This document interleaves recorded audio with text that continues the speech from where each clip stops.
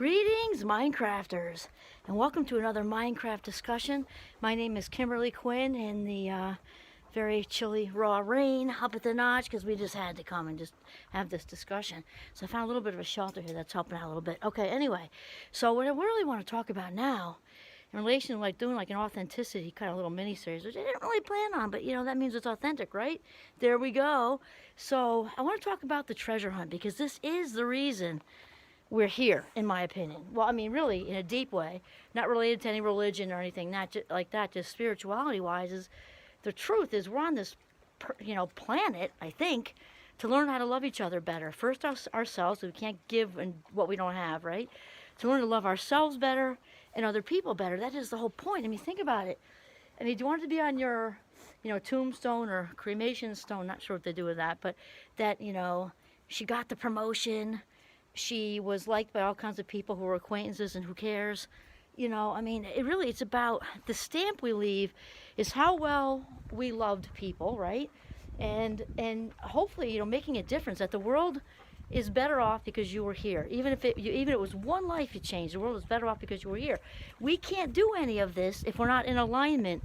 Our personality is not in alignment with our purpose. We just can't. So we're talking about the authentic path. So basically, you are the treasure, right? We're all treasure. We are a beautiful, shiny gold treasure, which of course we can't really attach a symbol for because our life minutes are way more valuable than anything material. But this is our visual. Just gold. We are walking around as gold medallions, just beautiful, beautiful, shiny gold. And the thing is, our shiny gold, one piece at a time, often gets buried. Our shiny gold of authenticity gets buried one medallion at a time sometimes when we're little kids. And that's anywhere from full-blown trauma, which we know that shame is just piled on top of those gold medallions, regular, dysfunction, and then even mild dysfunction. Somebody may have actually had a somewhat loving household, but just didn't get as much love as they need. And so the shame and stuff is piled up on there. It goes in the vault where it stays, very feelings-based, and not the rational part of the brain. And so we often get off track. We all, our little authentic selves, our little baby authentic selves, which are brought into this world knowing that we are loved and cherished and valued, we get off track. And it seems like, at a fabulous 57, that this is sort of like the process. The stuff happens to you early on. You deal with it, survive it, grow from it in a sense, in a child way, learn to become resilient in some ways, and then we spend sort of the rest of our adult lives, especially midlife, when you're on fire with it, and you it's just such an archaeological dig. We're looking for that treasure, which may be buried in more than one spot. And so it's very important to realize how exciting, actually exhilarating it is to figure out who you truly are. It's just so amazing. And I'm a work in progress. I think we're all works in progress. That it's not like about a rival. So we were talking about that in the last video. That outcome-based thing, like, now I'm here, I've got it. Whatever that it is. I got the promotion, I landed the job, I got the partner, we had the kids, got the house, got the square footage, got the first car, got the second car, got the trophies on the wall, the kids got the trophies, whatever. It's so outcome-based. Not that all that isn't nice, right? The authentic self likes good things to happen. It feels good to get approval. The difference is the authentic does not go looking for it.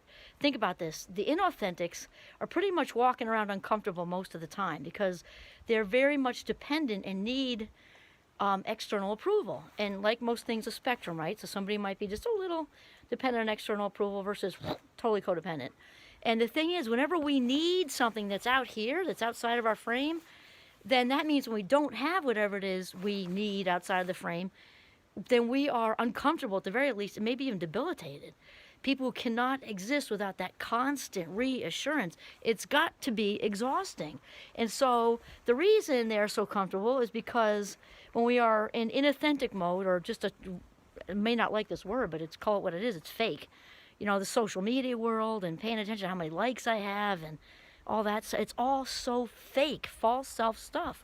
And the thing is, again, the authentic can be like, oh, yay, somebody liked this, but they don't need it. They're not like doesn't fill them up the same like it does for somebody who's in ego mode, because that is what that is. So here's the thing, is that the universe, as we touched on a little bit, or God, source, the higher power, creator of all things, we are very much rewarded definitely for gratitude and for like when we're grateful, it's okay, give her more. She opened the Christmas present, she loved it, let's give her another one, kind of thing.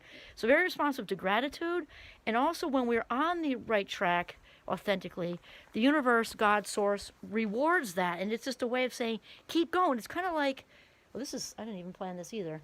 I'm at the notch, there's all kinds of trails. It's like trail markings, like keep going this way, slight incline, watch out for the rocks, and it's like we're showing us the way.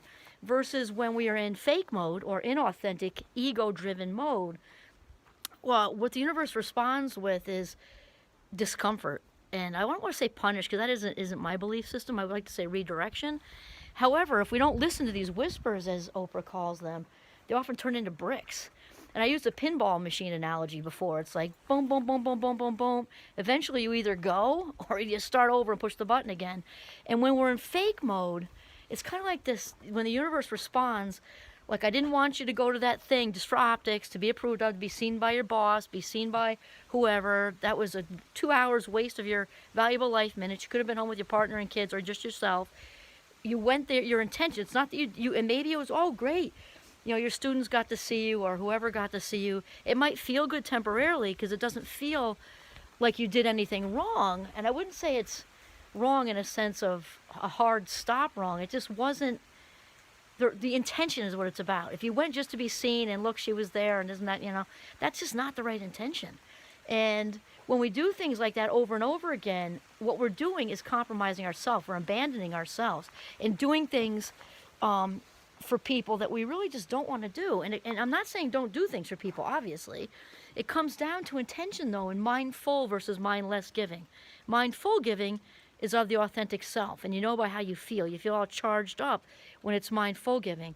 Now that can also be disguised when it's mindless giving, because the codependents definitely get a dope fix when they're out there people pleasing and rescuing, and it can feel like it's right temporarily. But then really what we end up is typically, drained, resentful, and uncomfortable on some level, because on some level, when you did all that fitting in stuff, external behavior stuff, you fit in with the group you're approved of. You put on a big event, for a school or whatever, and we're not saying that wasn't all good, and some people really liked it. Again, it goes right down to the intention, because when you fit in with the group, whoever's outside of here, or one person, whoever's outside the frame, you're compromising yourself. You're abandoning yourself. So even though that's an immediate dope fix, not much different. We drink because it feels good. We shop because it feels good. We do whatever because it feels good. Codependency isn't different. It is addiction. And so it's just very important to realize when it's mindful giving versus mindless giving, again, and by how you feel. And so when we're in ego fake mode, there's a lot of discomfort. And when we don't listen to the whispers like that, the danger is it gets easier and easier to reside in that fake place. It just gets easier. And eventually, if we stay like that, we can actually, seemingly lose track of the authentic self entirely.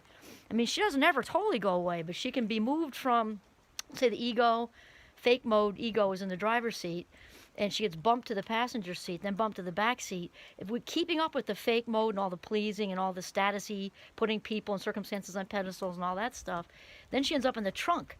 And the authentic self is very, very polite and respectful and non-intrusive because she's authentic. She doesn't need to do all of that to acquire anybody's attention. She's the real deal. That's the divine connection.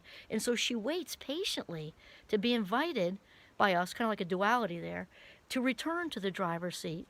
And so obviously, just like anything else, the longer we allow the ego to be, the longer we allow the ego to be in the driver's seat, it's a heavier lift to pave the way for the treasure, which is the authentic self, to slide back in. So it's just really important to be aware of the number one job, which involves the other number one job I said before, of filling ourselves up, because we cannot give what we don't have. But that's along the same thing. It's the umbrella of authenticity. We are the treasure. We are the treasure, not whoever thinks this and whatever promotion, whatever award, whatever trophy. We are the authentic, real deal treasure. And the truth is, all that other stuff falls in place when we're in authentic mode anyway. Much easier, effortless actually, if you're being yourself. If it takes work to be yourself, you're not being yourself. So it becomes effortless. And the other thing is, because the universe responds so well to the authentics. And remember, gratitude, because authentic people are extremely grateful. I mean, that's largely how they got there, okay, is spiritual practice of gratitude. And it's just like the clouds part and stuff, just like abundance, just like swimming in abundance. That's the best way to say it. And so the treasure hunt, all right, this is why we're here, the treasure hunt. So stay with it. This is Kimberly Quinn signing off from the very freezing raw but beautiful northern Vermont.